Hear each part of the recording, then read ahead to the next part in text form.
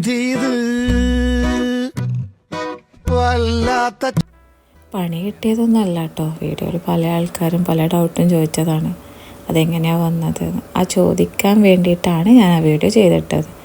എന്തുകൊണ്ട് വെച്ച് കഴിഞ്ഞാൽ കൂടുതൽ കസ്റ്റമർ ചോദിക്കുന്ന ഒരു കാര്യമാണ് ബബിൾ റിമൂവർ സ്പ്രേയും ബ്ലോ ടോർച്ചും തമ്മിലുള്ള വ്യത്യാസം എന്താണ്, ഏറ്റവും കൂടുതൽ യൂസ് ചെയ്യാൻ എളുപ്പം ഏതാ നല്ലത് എന്ന് ചോദിക്കുന്നവർക്ക് രണ്ടും യൂസ് ചെയ്യാൻ പറ്റുമോ. രണ്ടും യൂസ് ചെയ്ത് തരാൻ കിട്ടിയ പണിയാണ് വീഡിയോയിൽ ആദ്യം കാണിച്ചത്. രണ്ട് ഒരിക്കലും യൂസ് ചെയ്യാൻ പാടില്ല. എന്തുകൊണ്ട് വെച്ച് കഴിഞ്ഞാൽ ബബിൾ റിമൂവർ സ്പ്രേ ഒരു കെമിക്കലാണ്. കെമിക്കലും റെസിൻ എന്ന് പറയുന്നത് ഒരു കെമിക്കലാണ്. രണ്ടും ഒരുമിച്ച് ചേർന്ന് കഴിഞ്ഞാൽ അവിടെ എന്തായാലും എന്തെങ്കിലും ഒന്ന് സംഭവിക്കാൻ ചാൻസ് ഉണ്ട്. അതുകൊണ്ട് രണ്ടും ഒരിക്കലും യൂസ് ചെയ്യാൻ പാടില്ല.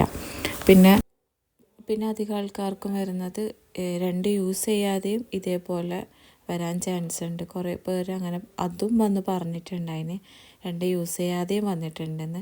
നമ്മൾ എപ്പോഴും റെസിൻ ഒഴിച്ച പാടെ തന്നെ ബബിൾസ് പൊന്തുമ്പോൾ ബ്ലോ ടോർച്ച് യൂസ് ചെയ്യുന്നത് അത്ര നല്ലതല്ല. ഞാൻ യൂസ് ചെയ്തേരം എനിക്കും മനസ്സിലായ കാര്യമാണ്. എല്ലാവർക്കും അങ്ങനെ ആവണമെന്നില്ല. റെസിൻ ഒഴിച്ച് ഒന്ന് കുറച്ച് സെറ്റായി ബബിൾസ് പൊന്തുമ്പം യൂസ് ചെയ്യുന്നതായിരിക്കും ഏറ്റവും ബെറ്റർ. ആദ്യം തന്നെ പോയി ഒഴിക്കുന്ന സമയത്ത് അതൊന്ന് സ്പ്രെഡ് ആവാനും എല്ലാത്തിനും ചാൻസ് ഉണ്ട്. അതുകൊണ്ട് മാക്സിമം യൂസ് ചെയ്യുമ്പം കെയർഫുള്ളായിട്ട് യൂസ് ചെയ്യാൻ ശ്രദ്ധിക്കുക.